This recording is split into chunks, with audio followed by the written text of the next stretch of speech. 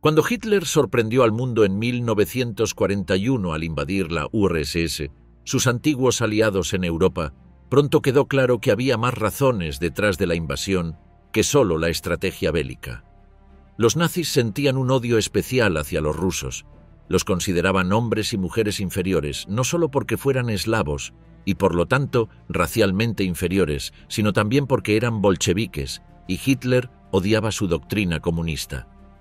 Desde el ascenso del partido nazi al poder en Alemania en 1933, el Ministerio de Propaganda de Joseph Goebbels retrataba a los soviéticos como destructores de la civilización, marionetas de los intereses judíos, débiles y subdesarrollados. No es de extrañar entonces que los soldados alemanes trataran a los prisioneros soviéticos peor que a los demás, salvo quizás a los judíos.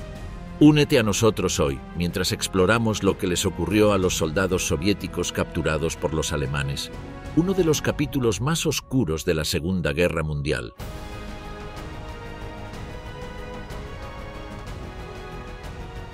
Operación Barbarroja. Los primeros 6 meses sangrientos.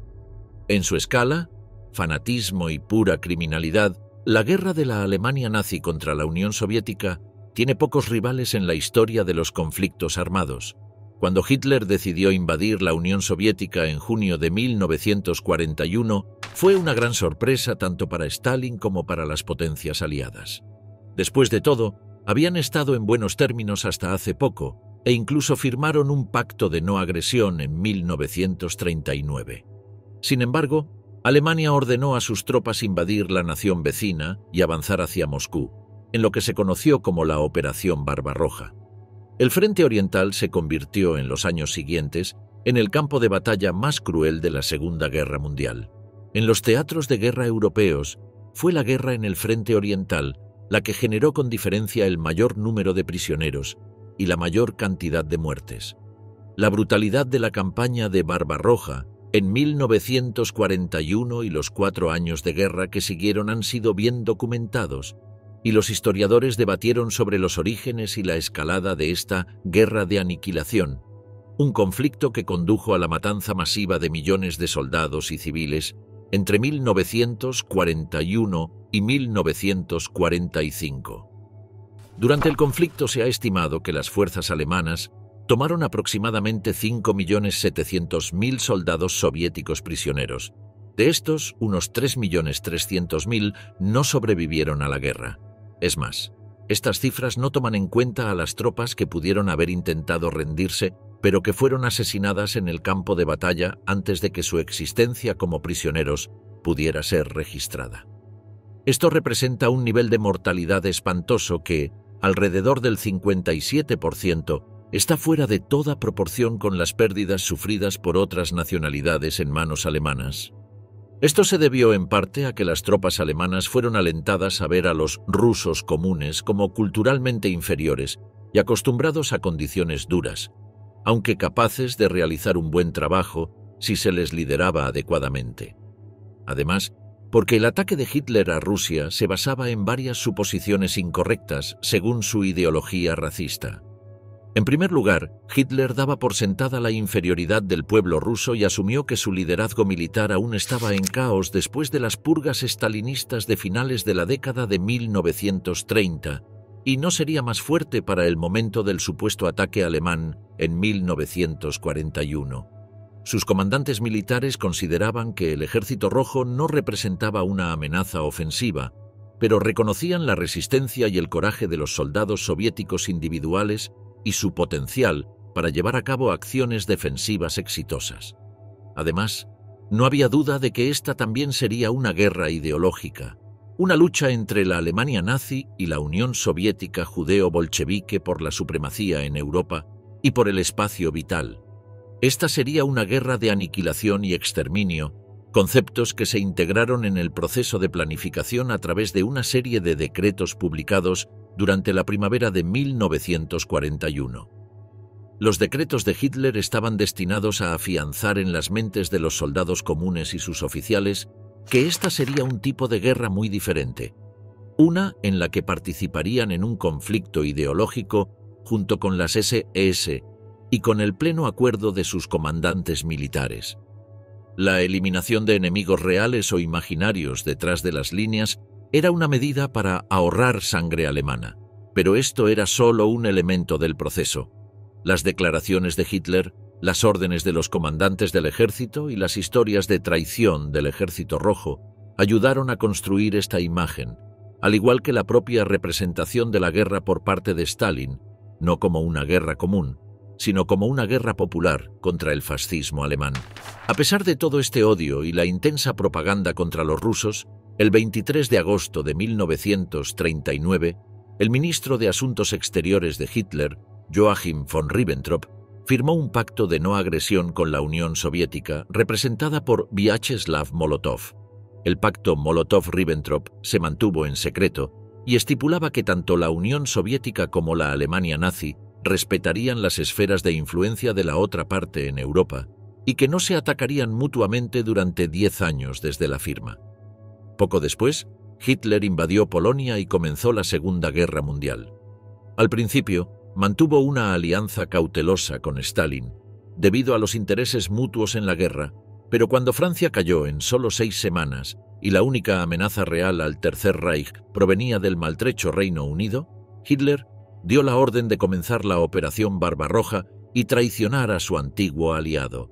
Durante los primeros 6 meses de la Operación Barbarroja, entre junio y diciembre de 1941, las Fuerzas Armadas alemanas afirmaron haber tomado aproximadamente 3.350.000 prisioneros soviéticos.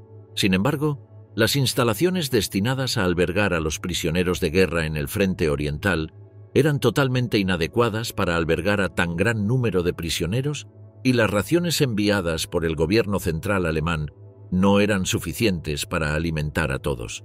En algunos casos, las comunidades locales se apiadaron de los rusos desnutridos y se ofrecieron a alimentar a los prisioneros. En muchos casos, dicha ayuda fue rechazada, ya fuera de manera formal o informal, con los guardias disparando a cualquier civil que se acercara al campo. Incluso cuando algunos comandantes de campo permitieron la entrega de suministros de alimentos, estos a menudo eran saqueados o confiscados por los guardias o la policía del campo y nunca llegaban a los destinatarios previstos. Los prisioneros soviéticos fueron privados incluso de los más básicos derechos humanos. En términos generales, parece que ni las unidades de la primera línea ni los guardias encargados de trasladar a los prisioneros a las zonas traseras sentían gran responsabilidad por su bienestar, y este abandono solo se agravó cuando los cautivos finalmente llegaron a un punto de recolección designado. Los llamados campos de verano consistían en enormes cercados de alambre de púas cuya área se determinaba por el número supuesto de prisioneros a alojar. No había edificios ni provisión para letrinas. En otras palabras, no había protección contra los elementos ni contra los peligros de las enfermedades. Las áreas de suministro también estaban cercadas por vallas, pero las instalaciones eran extremadamente rudimentarias. Un informe de agosto sobre un punto de recolección de prisioneros del ejército con 11.000 hombres en su recinto encontró que no había provisión de agua potable ni instalaciones de cocina, y que la organización del campo era caótica. La brutalidad y los disparos incesantes parecían ser los métodos principales de control. La degradación se completaba por la ausencia de cualquier instalación sanitaria, y 2 chozas eran la única provisión para los muchos enfermos y heridos.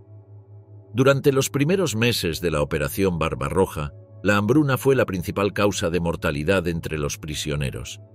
La segunda causa fue ser fusilados por los guardias, que no enfrentaban consecuencias por esta práctica bárbara. Propaganda antisoviética en el Tercer Reich.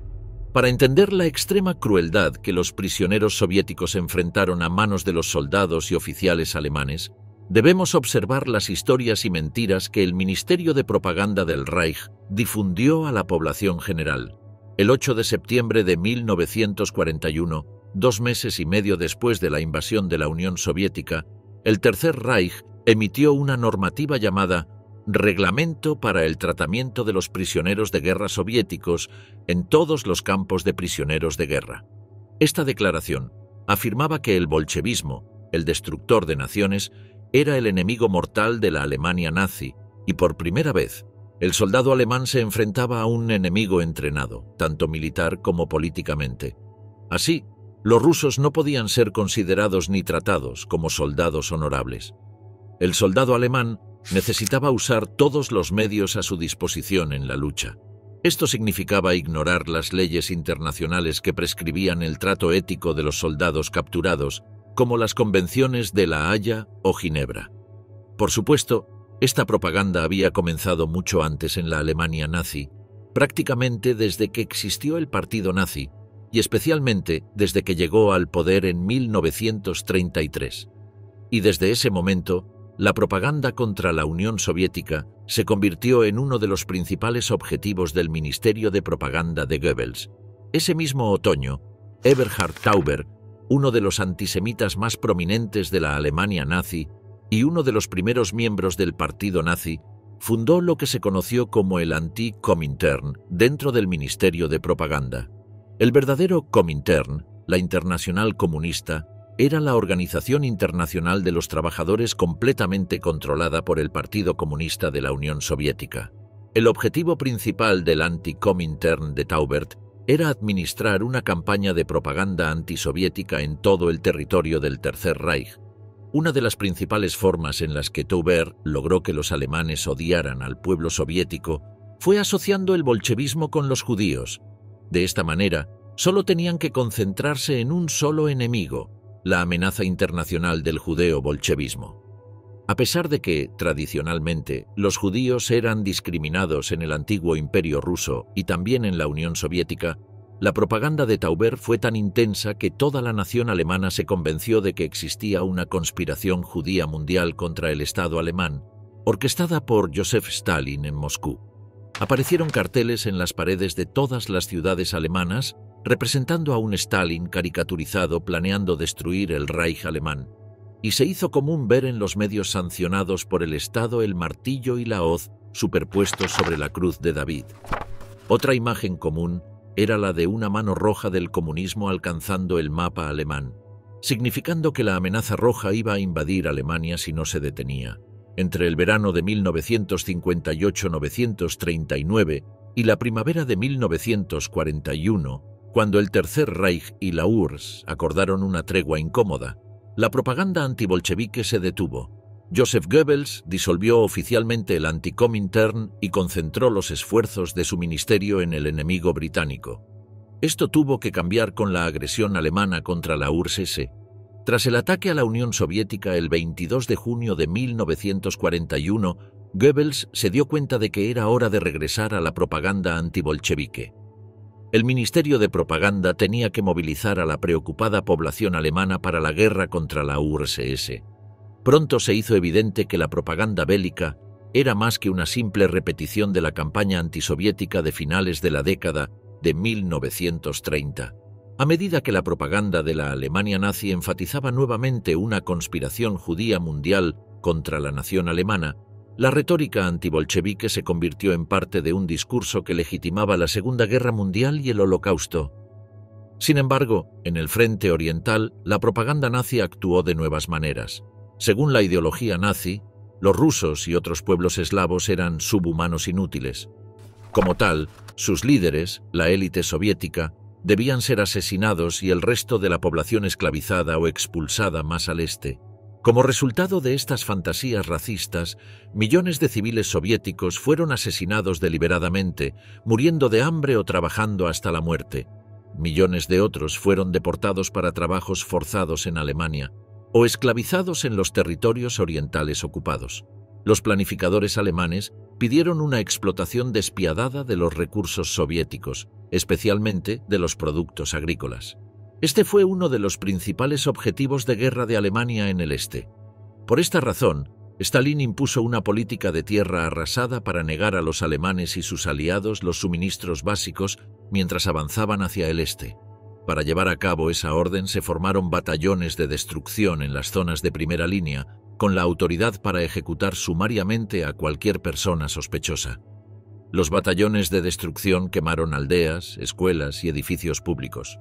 Como parte de esta política, el Ejército Rojo y la Policía Secreta Soviética masacraron a miles de prisioneros antisoviéticos. Stalin respondió a las políticas de Hitler en Rusia con la misma despiadadez que sus soldados mostraban. Para las autoridades rusas, era imperativo darle a los alemanes una muestra de su propia medicina. Las autoridades soviéticas no castigaban, e incluso a veces alentaban, la brutalidad contra los prisioneros alemanes. No estaban cometiendo crímenes de guerra ni violando tratados internacionales, sino que apenas estaban haciendo un servicio a la patria al borrar a los cerdos fascistas de la tierra.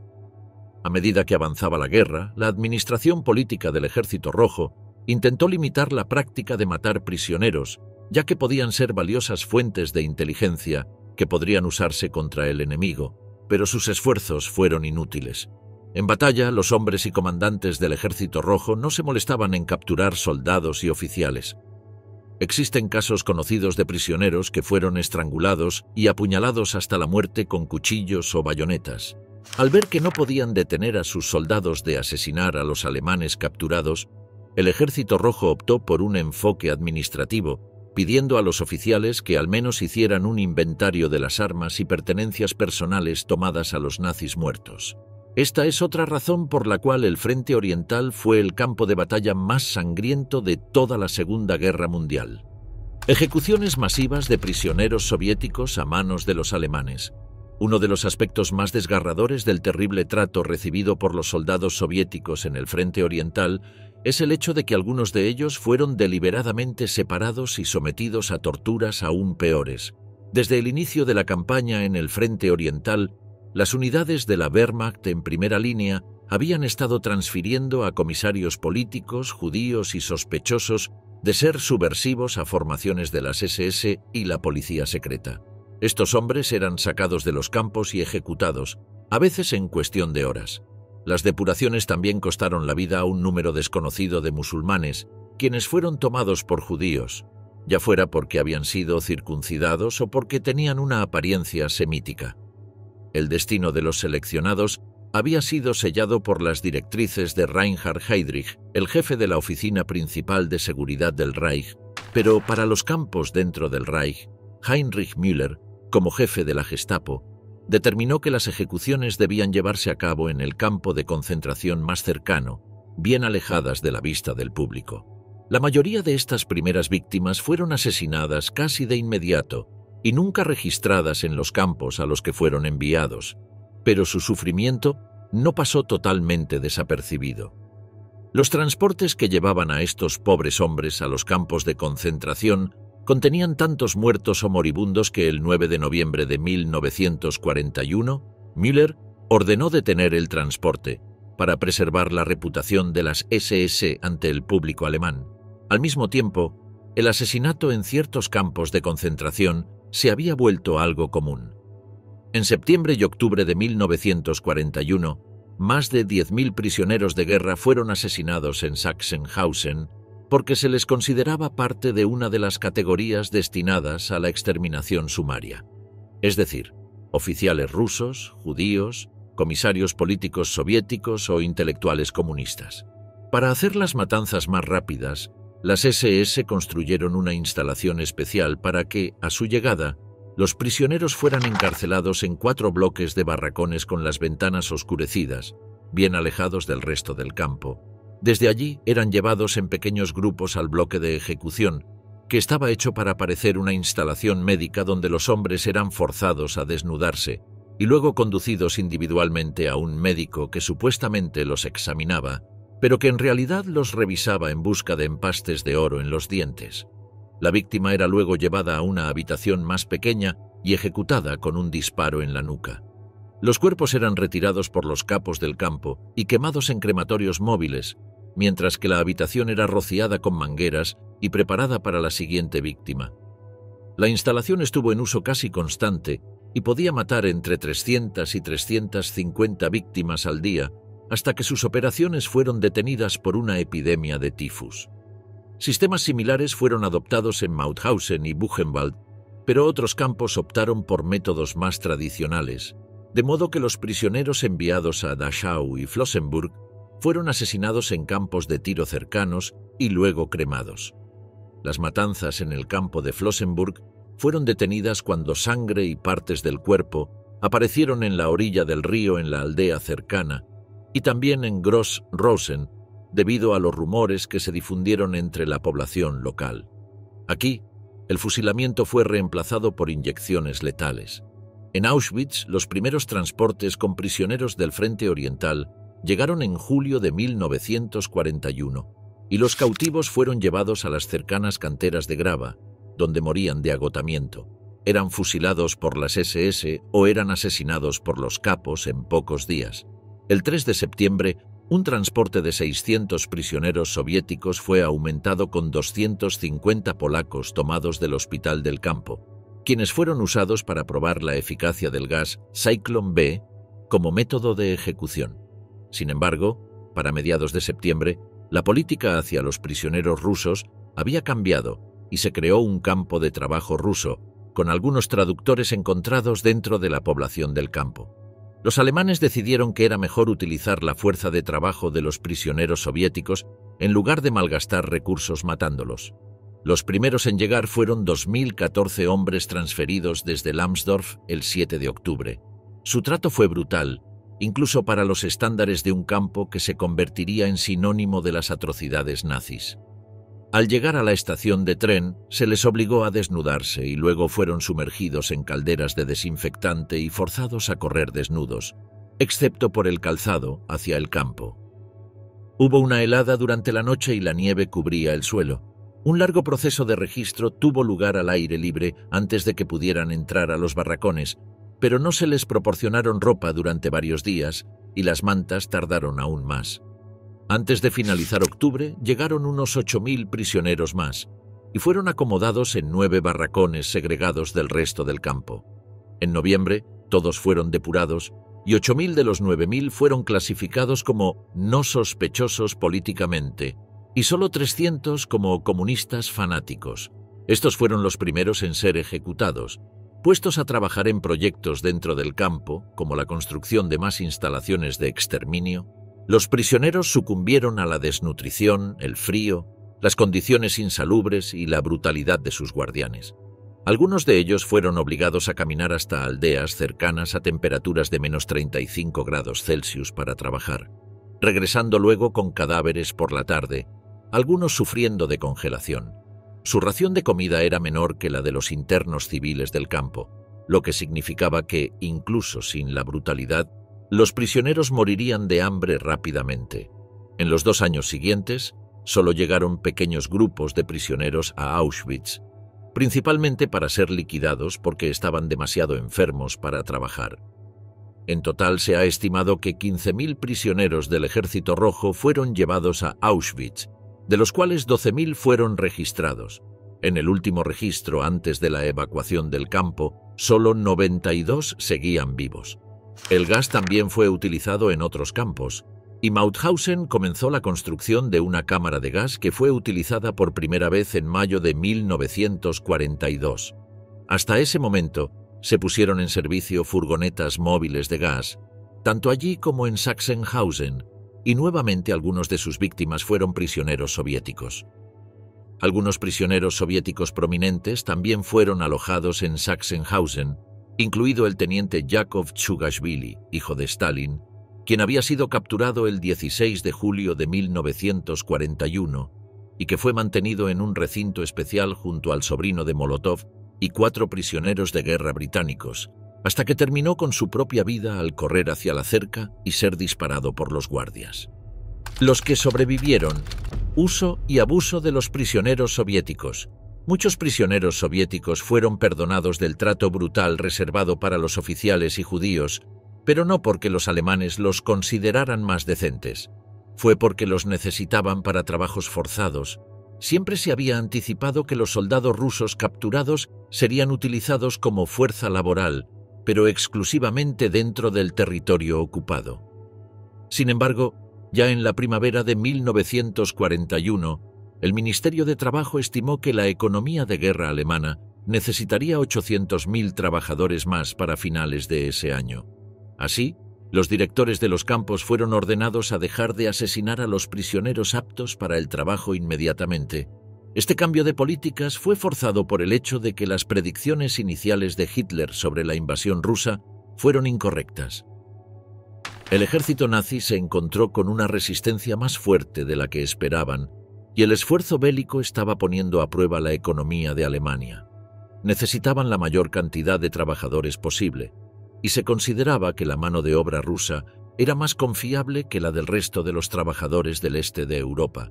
Esta decisión fue recibida con resistencia interna, ya que muchos líderes del partido nazi y de las SS se oponían a importar a estos bolcheviques al territorio del Reich. Se emitió un nuevo conjunto de reglas respecto a los prisioneros soviéticos para que su contacto con los civiles alemanes fuera minimizado y sus condiciones de trabajo cuidadosamente controladas. Las objeciones ideológicas fueron dejadas de lado y se hicieron compromisos para que la mano de obra soviética pudiera volverse productiva, pero emitir órdenes de este tipo no podía cambiar instantáneamente las condiciones espantosas que experimentaban los soldados del Ejército Rojo en manos alemanas. La palabra alemana para estos campos de prisioneros de guerra, donde los soldados soviéticos fueron enviados a trabajar gratis para el Estado alemán, era Stalag, abreviatura de Stammlager, o campos base. Aproximadamente 1000 Stalags estuvieron en funcionamiento en Alemania durante la Segunda Guerra Mundial. La naturaleza mal preparada de los campos, que debían acomodar a los prisioneros esperados, significó que desde el principio la sobrepoblación en estos complejos fue severa y más prisioneros seguían siendo enviados constantemente. Se asumió que los rusos serían mantenidos separados de los prisioneros de otras nacionalidades y bien alejados del contacto con los civiles alemanes. Las raciones de comida fueron limitadas al punto en que solo agravaban la ya pobre salud de los hombres que previamente habían estado confinados en condiciones atroces en los puntos de concentración y campos de detención iniciales. En el campo de Bergen-Belsen, un pan era compartido entre 10 hombres y la sopa proporcionada no era más que agua. Pronto toda la hierba, las hojas y la corteza de los árboles habían desaparecido del campo y las enfermedades eran rampantes. Sin embargo, a pesar de su pésima condición, los prisioneros fueron puestos a trabajar. Para octubre de 1941, el Stalag Wietzendorf tenía 70 destacamentos de trabajo por todo el norte y oeste de Alemania, lo que representaba el 65% de la población nominal total del campo de 28.000. Fueron utilizados en una serie de tareas de construcción, incluyendo el complejo de fábricas de explosivos en Liebenau, así como en la construcción de carreteras, ferrocarriles, fortificaciones y silvicultura. Para el 1 de octubre de 1941 había 112.400 prisioneros trabajando en alguna forma a lo largo del país y un mes después el Ministerio de Trabajo del Reich registró 390.000 prisioneros soviéticos, de los cuales 225.000 estaban trabajando. Sin embargo, su estado físico era generalmente tan malo que los guardias dudaban que pudieran siquiera cargar una pala, mucho menos hacer trabajos duros durante 10 horas al día. Los guardias, así como los capataces civiles que supervisaban el trabajo, golpeaban brutalmente a los trabajadores, esperando que esto aumentara su productividad, pero en realidad hacía todo lo contrario. Se concluyó que la única manera de obtener niveles aceptables de productividad de los rusos era mejorar sus raciones. Incluso el Ministerio de Trabajo del Reich admitió que quizás 2/3 de estos hombres no estaban aptos para trabajar debido a una malnutrición severa. Los prisioneros morían en masa en los campos dentro del Reich. Solo en el Stalag 3A se estimaron 20.000 muertes durante el invierno de 1941, debido a las malas condiciones, la debilidad extrema de los hombres cuando llegaron al campo y un régimen de raciones que seguía por debajo de niveles de hambre. Incluso los hombres que llegaron a estos campos en relativamente buena salud se reducían a esqueletos ambulantes en 2 o 3 semanas. En general, parece que les tomó mucho tiempo a las autoridades alemanas darse cuenta del potencial laboral de los prisioneros soviéticos y aún más tiempo para realizar cambios materiales en sus condiciones en forma de mejor alimentación y alojamiento. Las estadísticas de mortalidad dan testimonio de la falta de reforma real antes de que cientos de miles de prisioneros fueran sacrificados debido al maltrato y la inanición. La supervivencia dependía en gran medida de la ubicación y el empleo, y probablemente de un poco de suerte. La agricultura y la ganadería eran inherentemente mucho más seguras que el trabajo en las minas, pero las actitudes de los empleadores y las fuerzas armadas alemanas también podían marcar una diferencia material y a veces crítica. Por supuesto, cuando los capataces y guardias alemanes no abusaban de los prisioneros, estos aún morían con frecuencia debido a diversas enfermedades infecciosas comunes en los stalags. Esto también ayudaba a los alemanes a evitar ser culpados por estas muertes. En la era posterior a la guerra, se hizo común culpar a las muertes masivas de prisioneros soviéticos en los campos del Reich a las epidemias de tifus. Esto servía para exonerar a los oficiales alemanes supuestamente responsables de su bienestar al culpar a la enfermedad en lugar de a cualquier otra causa. Mucho más prevalente entre todos los prisioneros que el tifus era la disentería, algo que habían adquirido en los puntos de recolección durante el verano y el otoño y antes de su llegada al Reich. La ayuda médica era mínima para las enormes cantidades de enfermos y heridos hacinados en estos campos, y aun cuando había médicos disponibles, no tenían recursos para tratar a los prisioneros. Sumado a la segregación deliberada de comisarios, judíos e intelectuales rusos y los fusilamientos aleatorios de los llamados escapistas y resistentes, las muertes masivas eran una característica de la vida de los prisioneros de guerra soviéticos mucho antes de que los transportes hacia el Reich comenzaran. Resistencia heroica entre los prisioneros soviéticos capturados. Dentro de este estado general de malnutrición, brutalidad y enfermedad, la resistencia podría parecer casi imposible. Además, los prisioneros que regresaban a la Unión Soviética eran recibidos con desconfianza e incluso castigados, ya que Stalin consideraba que cualquier soldado capturado era un cobarde y un traidor a la madre patria. Sin embargo, hubo suficientes casos documentados de prisioneros soviéticos que lucharon, los cuales merecen ser comentados. Hubo al menos una fuga masiva de un campo en la Polonia ocupada tan temprano como 1941, la cual se atribuyó a la interrupción del transporte hacia el Reich, una severa epidemia de tifus, la comida inadecuada y una revisión extensa por parte de los servicios de seguridad. En enero de 1942, los servicios de seguridad supuestamente frustraron una revuelta en un hospital militar en Minsk, y más tarde ese año, hubo informes de fugas masivas en Prusia Oriental y de que el ejército alemán ofrecía recompensas de 10 marcos del Reich a los civiles por cada prisionero que ayudaran a recapturar. Escapar era una idea temeraria y probablemente considerada como último recurso, dadas las penas por ser atrapados y el sombrío futuro al que se enfrentaban al regresar a la Unión Soviética de Stalin. Sin embargo, para el invierno de 1942, había grupos organizados en varios stalags y comandos de trabajo, y los intentos de fuga se hicieron más comunes. Un grupo de rusos encontró un pase en blanco para civiles y lo rellenó con los detalles de aquellos prisioneros que hablaban alemán fluidamente. Después de falsificar los sellos necesarios, algunos de ellos lograron salir simplemente del campo. Uno de los prisioneros que mantuvo su identidad en secreto, Alexei O., fue forzado a trabajar en las minas cerca de Essen. Allí hizo amistad con un aldeano alemán, quien le ayudó a escapar. Regresar a la Unión Soviética no era una opción, y en un principio quería llegar a Suiza, pero en el camino conoció a una mujer alemana que le encontró trabajo con un agricultor local. Luego permaneció sin ser molestado hasta el final de la guerra. Uno de los casos más notables de resistencia llevado a cabo por prisioneros soviéticos fue su papel en el levantamiento en Sobibor el 14 de octubre de 1943. Aunque la fuga fue concebida inicialmente por prisioneros de trabajo civiles en el campo, liderados por Leon Feldhendler, él fue asistido por el teniente Alexander Pechersky y varios otros prisioneros soviéticos de guerra, quienes habían sido enviados allí desde Minsk en septiembre de 1943. Pechersky, originario de Kremenchuk en Ucrania, había sido capturado alrededor de la ciudad de Vyazma en octubre de 1941, pero sobrevivió al primer invierno de la guerra en cautiverio. Al intentar escapar en mayo de 1942, fue recapturado y enviado a un campo de prisioneros en Borisov, donde durante la revisión se descubrió que había sido circuncidado. Se desconoce cómo logró mantenerse con vida en este punto. El 20 de agosto de 1943, Él y otros fueron enviados a un campo de castigo en la calle Sherokaja, en Minsk, y luego fueron puestos en un transporte hacia Sobibor con otros prisioneros de guerra judíos y civiles.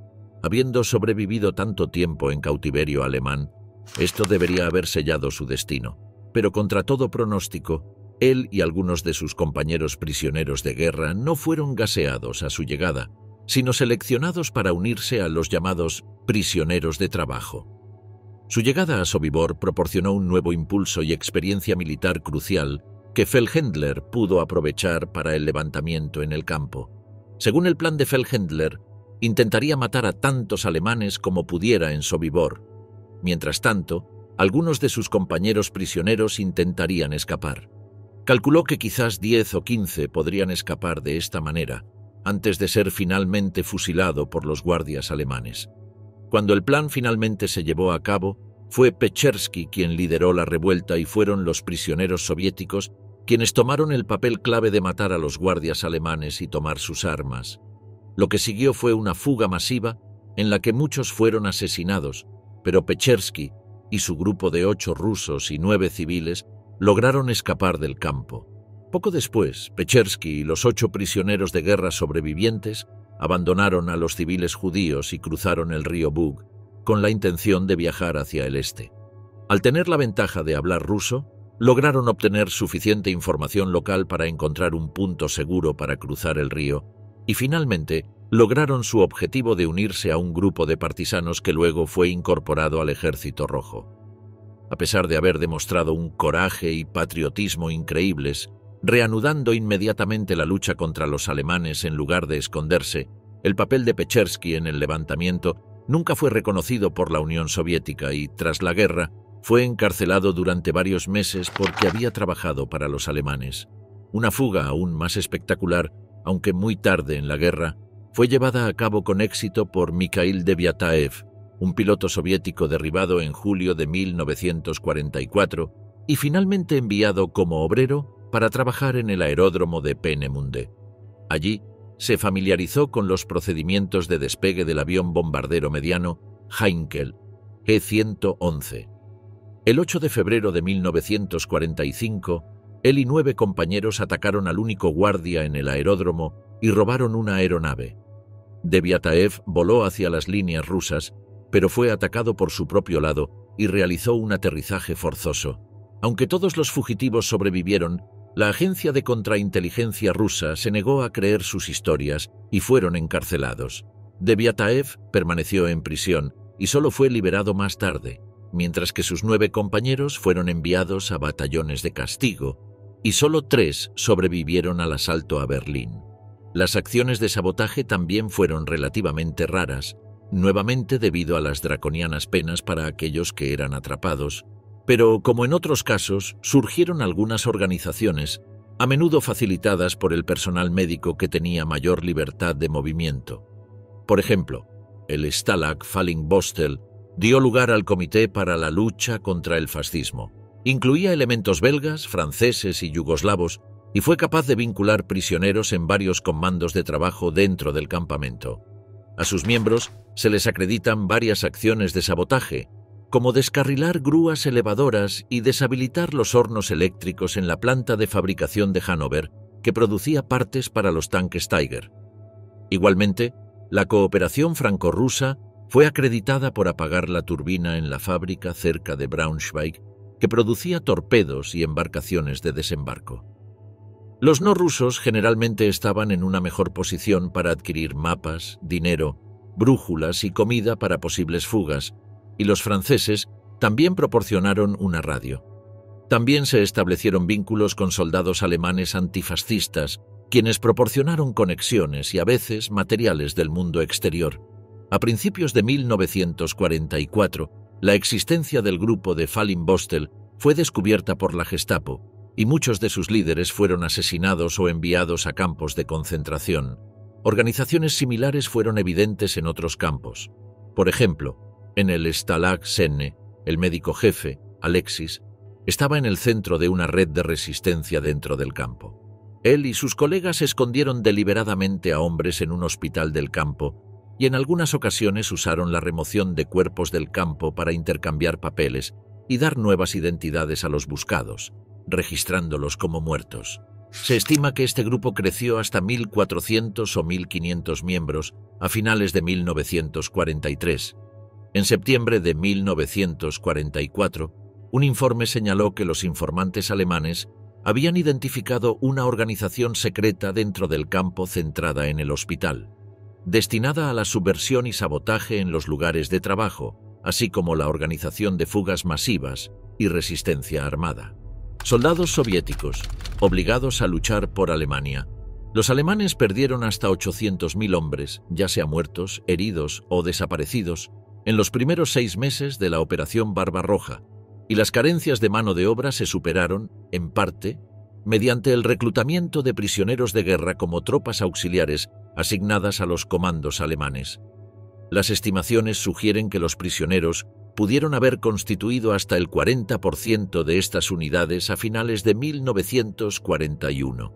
¿Por qué los prisioneros de guerra soviéticos se ofrecieron como voluntarios en tan gran número?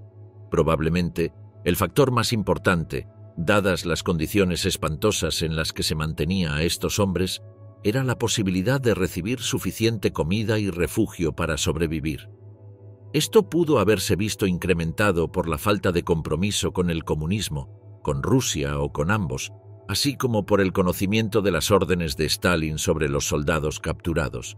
A pesar de la intransigencia de Hitler, parece que algunos comandantes militares adoptaron a los prisioneros del Ejército Rojo en sus formaciones sin declararlos nunca como prisioneros de guerra ni procesarlos como tales. De esta manera, se pudieron mantener las fuerzas de las unidades ante las crecientes pérdidas y la falta de reemplazos disponibles. La integración de estas llamadas tropas del Este en el ejército alemán alcanzó proporciones considerables, con más de 200.000 reportados en la primavera de 1942 y 573.000 para finales de ese año. Para diciembre de 1943, se estimaba que había aproximadamente 800.000 rusos vistiendo uniformes alemanes. Estas tropas del Este incluían un gran número de ucranianos y bielorrusos, muchos de los cuales no sentían afecto por Moscú ni por el comunismo soviético, pero que no obstante habían sido reclutados en el Ejército Rojo. Más adelante, cuando la situación de mano de obra empeoró, Hitler autorizó el reclutamiento de soldados de entre las minorías soviéticas en unidades nacionales designadas, conocidas como las llamadas Legiones del Este. Los más virulentos antisoviéticos que encontraron los alemanes fueron los cosacos, y tan temprano como a finales de 1941, la Wehrmacht había establecido una división cosaca dentro de las SS, que vio servicio activo, pero fue en su mayoría utilizada en operaciones antipartisanas. En 1944, el general de caballería Petr Krasnov, líder de los cosacos del Don y de 72 años, fue nombrado líder de las tropas cosacas. A finales de ese año, 5 regimientos con una fuerza de alrededor de 5.000 cosacos fueron reclutados. Algunos de estos primeros reclutas provenían de las filas de los prisioneros de guerra. Fueron desplegados principalmente en la guerra antipartisana en Yugoslavia, donde adquirieron una reputación por su brutalidad. También hubo ucranianos que lucharon bajo el mando militar alemán en Kharkov y Stalingrado, y una división turca establecida con alrededor del 50% de soldados alemanes y reforzada por algunos azeríes. Además, las SS establecieron una división gallega compuesta en su mayoría por ucranianos en abril de 1943. Aunque desplegadas en el frente oriental, estas unidades fueron trasladadas posteriormente a otros teatros de operaciones, y muchas terminaron la guerra en Italia u otros lugares de Europa occidental. En cada caso, una proporción de los hombres en estas unidades había sido previamente prisionero en cautiverio alemán. La guerra en el frente oriental fue, según Adolf Hitler, principalmente un enfrentamiento de ideologías, el nazismo contra el comunismo y la raza aria alemana contra los subhumanos rusos eslavos. Después de 15 años de propaganda antibolchevique, no fue sorpresa que los soldados soviéticos capturados sufrieran algunos de los castigos más atroces que se puedan imaginar. Al principio, las órdenes de Hitler eran exterminar a tantos rusos como fuera posible, Pero gracias a la heroica resistencia de los soldados rusos y al pobre desempeño del ejército alemán en territorio soviético, los prisioneros de guerra fueron puestos a trabajar para sostener el esfuerzo bélico. Millones de soldados rusos fueron asesinados sin ceremonias, golpeados hasta la muerte o trabajados hasta la extenuación, dejando que el implacable invierno ruso hiciera el resto. Las crueldades sufridas por estas personas están entre los crímenes más atroces cometidos por el Tercer Reich y son un recordatorio del poder de la propaganda política.